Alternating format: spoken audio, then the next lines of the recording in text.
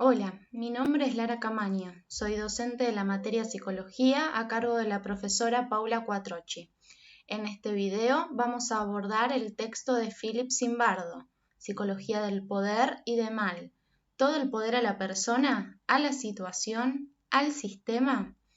Texto que corresponde a la unidad 5 y con el cual damos por finalizado el recorrido propuesto por nuestro programa. Zimbardo nació el 23 de marzo de 1933 en la ciudad de Nueva York. Es un actual psicólogo, investigador y profesor emérito en la Universidad de Stanford. Estudió en el Colegio de Brooklyn y se graduó en 1954 con especialización en Sociología, Antropología y Psicología. Asistió a la escuela de posgrado en la Universidad de Yale, donde completó su doctorado en Psicología. Ha escrito varios libros de psicología y es autor de otras obras importantes como El efecto Lucifer, La paradoja del tiempo y La cura del tiempo. Especialmente es reconocido por el clásico y controvertido experimento de la cárcel de Stanford, realizado en la década de los 70, en las inmediaciones de la Universidad de Stanford, en el cual algunos estudiantes asumieron el papel de prisioneros y otros de guardianes o carceleros. El propio Zimbardo participó en el estudio, desempeñando el papel de superintendente de prisión que podía mediar en las disputas entre guardias y prisioneros. El autor comienza su texto ubicando la importancia de tener en consideración, en el intento de explicar comportamientos inusuales o malignos, la apreciación del alcance hasta el cual las acciones humanas pueden llegar bajo influencias situacionales que pueden ser muy poderosas, tales como los abusos contra los prisioneros iraquíes por parte de los guardias de la Policía Militar de los Estados Unidos. La forma en que uno entienda las raíces causales de tales comportamientos impactará en las estrategias de tratamiento y prevención. El autor se propone en este artículo delinear algunos de sus estudios de laboratorio y de campo sobre desindividuación, agresión, vandalismo, el experimento de la prisión de Stanford, junto a un análisis del proceso de los estudios de obediencia de Milgram y el análisis de Bandura sobre la desvinculación moral. Investigaciones que demuestran el poder de las situaciones sociales para alterar las representaciones mentales y el comportamiento de individuos, grupos y naciones. Al autor le interesa centrarse en cómo gente buena, común, puede ser reclutada, inducida, seducida a comportarse de modos que podrían ser clasificados como malignos. Localización del mal en ciertas personas, la carrera hacia lo disposicional. En este apartado, el autor introduce la tendencia a explicar el comportamiento observado por referencia a las disposiciones, ignorando o minimizando el impacto de las variables situacionales. Por ejemplo, el síndrome de personalidad autoritaria fue desarrollado por un equipo de psicólogos después de la Segunda Guerra Mundial, en un intento de dar sentido al Holocausto y al extendido atractivo del fascismo y de Hitler. Su tendencia disposicional los llevó a focalizarse en un conjunto de factores de la personalidad subyacente a la mentalidad fascista. Todos estamos sujetos a este prejuicio dual de sobreutilizar análisis disposicionales y subutilizar explicaciones situacionales cuando afrontamos escenarios causales ambiguos que queremos comprender. El análisis disposicional de comportamientos antisociales o antinormativos incluye estrategias para modificación del comportamiento que hagan encajar mejor a los individuos desviados, con educación, con terapia, o que los excluyan de la sociedad, con prisión, exilio, ejecución. La mayor parte de nosotros está cómodo con la ilusión de que hay una línea impermeable que separa a las malas personas de los buenos. Sus límites rígidos contienen al bien de volverse mal o al mal de revertirse en buenos resultados. Esta visión significa también que tenemos poco interés en comprender las motivaciones y las circunstancias que contribuyeron a cómo los malos se involucraron por primera vez en un comportamiento malvado. El autor introduce la transformación de conducta del buen Dr. Jekyll en el criminal Mr. Hyde y le surge la pregunta acerca de cómo virtualmente cualquiera podría ser reclutado para comprometerse en acciones malvadas que privaran a otros seres humanos de su dignidad, humanidad y vida. Esto lo lleva a comenzar sus análisis de todo tipo de conducta antisocial, incluso de las más horrendas instancias del mal, con la pregunta: ¿qué podría llevarme a mí a hacer lo mismo? Lo cual se asocia a la pregunta por cuál fue el conjunto de circunstancias estructurales y situacionales que impulsó a otros, tal vez similares a uno, a comprometerse en actos que también alguna vez pensaron ajenos a su naturaleza. Esto lo condujo a la autora a querer investigar un rango de condiciones bajo las cuales la gente ordinaria como uno podría hacer cosas que violasen el sentido tradicional de la moralidad.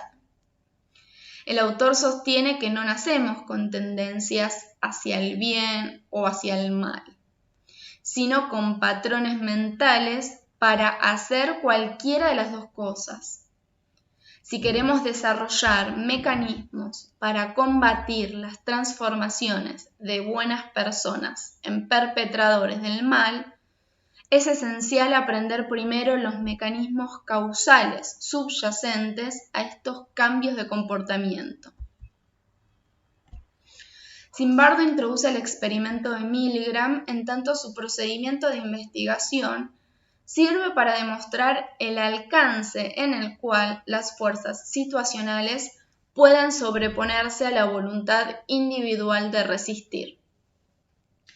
Con su hallazgo inesperado de gran proporción de obediencia a las demandas de una autoridad, de continuar dando descargas eléctricas a una víctima inocente hasta el máximo nivel posible.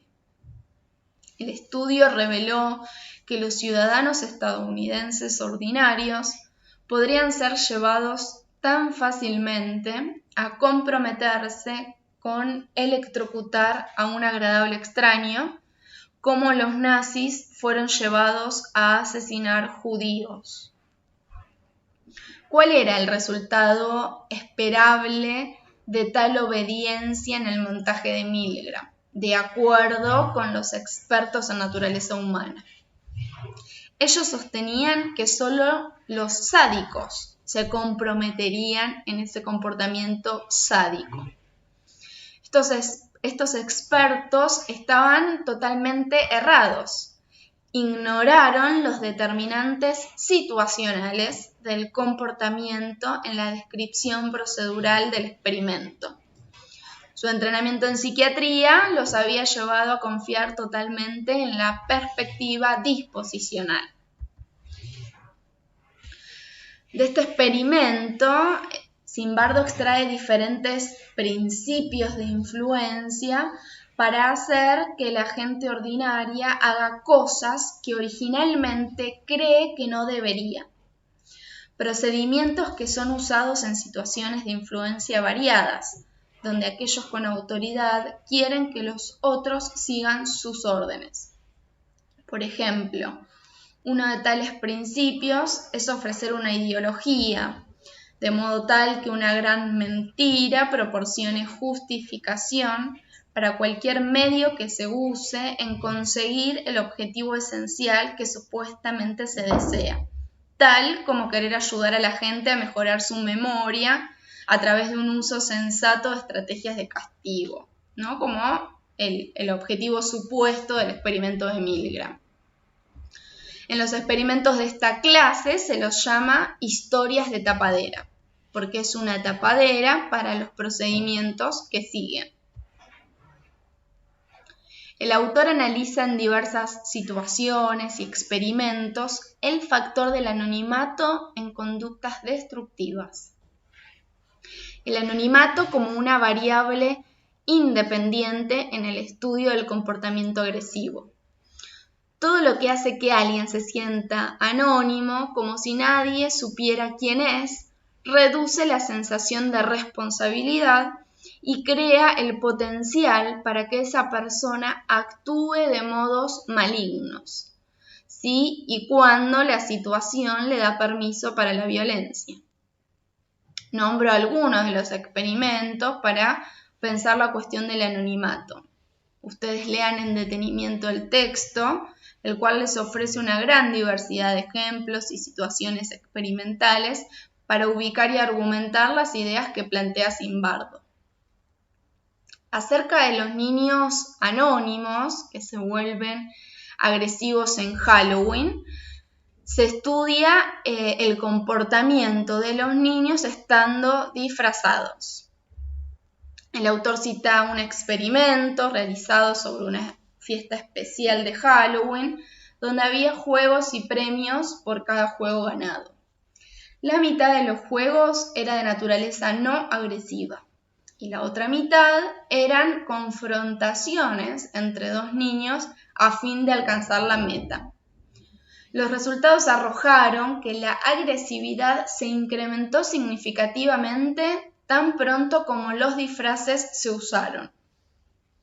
Pero cuando los disfraces fueron quitados, la agresión cayó hacia debajo de los niveles de base iniciales. Otro hallazgo fundamental es que el cambio de comportamiento debido al anonimato no creó un cambio en la disposición interna, solo un cambio en la respuesta externa. Es decir, que al cambiar la situación, la conducta cambia de forma predecible. Otro punto en relación al anonimato es la transformación de la imagen en los guerrilleros. El autor se pregunta si el cambio en la apariencia externa produce una diferencia en cómo se trata a los enemigos de guerra. El antropólogo de Harvard, John Watson, planteó esta pregunta y se basó en los datos de archivos del área humana para tomar dos conjuntos de datos sobre sociedades que cambian o no cambian la apariencia de sus guerreros antes de ir a la guerra y el alcance con el que estos matan, torturan o mutilan a sus víctimas. Los resultados son una impactante confirmación de la predicción de que el anonimato promueve el comportamiento destructivo. Zimbardo plantea que hay dos modelos teóricos para comprender el mecanismo psicológico involucrado en volver mala a la buena gente. Uno es el elaborado por él mismo y el otro el de Bandura respecto a la desvinculación moral, que especifica las condiciones bajo las cuales cualquiera puede ser llevado a actuar inmoralmente, incluso aquellos que usualmente ascribe a niveles altos de moralidad. Describe cómo es posible desvincularse moralmente de la conducta destructiva utilizando un conjunto de mecanismos cognitivos que alteran la propia percepción de la conducta reprensible, el propio sentido de los efectos perjudiciales de esa conducta, el propio sentido de la responsabilidad por el vínculo entre la conducta reprensible y sus efectos perjudiciales y la propia visión de la víctima. Lo que el modelo de Zimbardo agrega en estos mecanismos para hacer que buenas personas se comprometan en acciones malignas es un foco en el rol de los controles cognitivos que usualmente guían el comportamiento hacia formas socialmente deseables y personalmente aceptables. Puede ser logrado derribando estos procesos de control, bloqueándolos, minimizándolos o reorientándolos. Hacerlo suspende la autoconciencia, el sentido de responsabilidad personal, la obligación, el compromiso, la responsabilidad, la moral y el análisis en términos de costo-beneficio de ciertas acciones. La investigación de Zimbardo sobre desindividuación difiere del paradigma de los estudios de Milgram en que no hay una figura de autoridad presente urgiendo al sujeto a obedecer. En su lugar, la situación es creada de modo tal que los sujetos actúan de acuerdo con caminos que se les ponen a disposición sin pensar el sentido de las consecuencias de esas acciones. Tenemos el experimento de la prisión de Stanford, investigación que sintetiza muchos de los procesos y variables que el autor va delineando a lo largo del texto. En 1971, Zimbardo junto a sus estudiantes diseñaron un experimento que se extendería por un periodo de 2 semanas a fin de dar a los participantes tiempo suficiente como para involucrarse totalmente en sus roles, experimentalmente asignados, ya sea de guardias o de prisioneros. Esos eran los 2 roles, prisioneros y guardias. Los prisioneros se quedaban viviendo en ese montaje noche y día, y los guardias trabajaban allí por turnos de 8 horas. Lo cual permitía también tiempo suficiente para que se desarrollaran las normas situacionales y para que emergieran, cambiaran y cristalizaran los patrones de interacción social. La segunda característica de este estudio fue garantizar que todos los participantes de la investigación fueran inicialmente tan normales como fuese posible, ¿no? Saludables física y mentalmente, y sin historia alguna de haberse visto involucrados en drogas, crímenes o violencia. Estas precondiciones eran esenciales para analizar el nudo de lo situacional versus lo disposicional, cuestión crucial que atraviesa toda la lectura del texto. La tercera característica del estudio fue la ausencia de cualquier entrenamiento previo acerca de cómo desempeñar los roles asignados al azar de prisionero y guardia, a fin de dejar como estaba el aprendizaje social previo de cada sujeto acerca del significado de las prisiones y los comportamientos asociados a los roles. La cuarta característica fue elaborar el montaje experimental tan cercano a una simulación funcional de la psicología de la prisión como fuese posible. Cuestiones de poder y falta de poder, dominación y sumisión, libertad y servidumbre, control y rebelión, identidad y anonimato, reglas coercitivas y roles restrictivos. Estos constructos psicosociales tomaron realidad operacional, poniendo a los sujetos uniformes apropiados, usando utilería apropiada, esposas, silbatos, porras de policía, reemplazando las puertas de los corredores por barras de prisión para crear celdas, etc. Ustedes en el campus cuentan con el video de este experimento para complementarlo a la lectura del texto y profundizar en los detalles del experimento. Una primera afirmación que plantea el autor sobre los resultados es que las fuerzas situacionales negativas abrumaron a las tendencias disposicionales positivas. La situación de mal triunfó por sobre la gente de bien. El experimento, proyectado para 2 semanas, tuvo que ser finalizado solo 6 días después, por la implicancia que tuvo.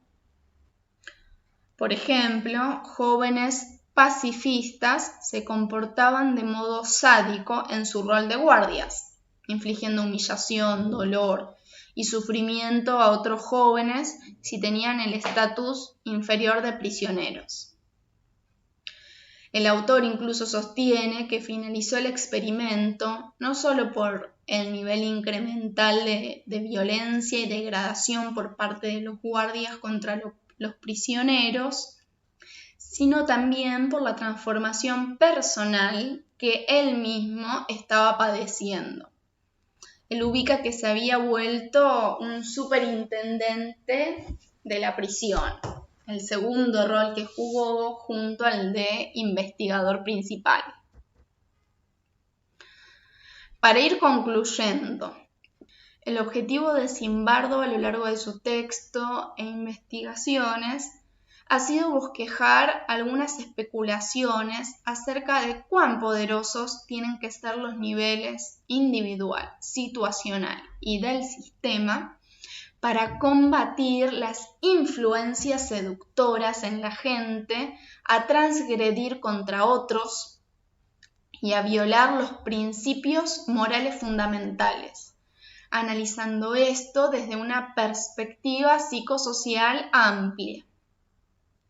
Así como el autor consideró los diferentes principios psicosociales que promueven los males en las personas, para concluir, propone usar variantes de tales principios para llevar a la gente a acentuar los aspectos positivos y eliminar los negativos en sus vidas, planteando 11 pasos hacia la promoción de la virtud cívica, que están en oposición a los 10 pasos hacia el mal que bosquejó extendiendo el paradigma de Milgram a nuestras vidas.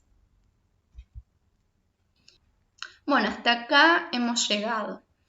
Recuerden leer el texto las veces que sean necesarias, junto con los otros recursos que disponen en el campus, tal como el video sobre el experimento de la prisión de Stanford, el presente video introductorio al autor y el foro correspondiente para debatir sobre la temática y las dudas que ustedes presenten. Muchas gracias por la atención.